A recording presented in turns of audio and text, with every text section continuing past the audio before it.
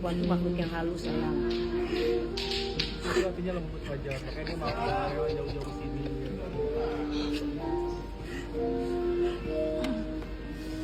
Jangan mengutamakan egonya, ayo.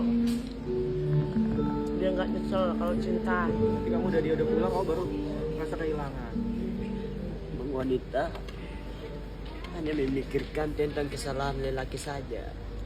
Dia tidak pernah memikirkan tentang kesalahannya kepada lelaki, begitu berapa besar maupun begitu besar. Tapi kan itu bukan salah paham, kan dia juga pengennya tuh kamu deketin dia, jelasin.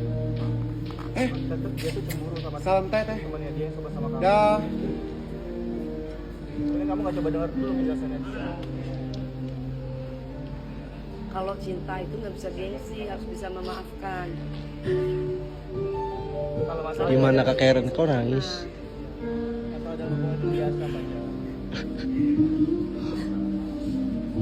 Tapi kan bagaimana kita bisa memperbaiki masalah itu dalam hubungan.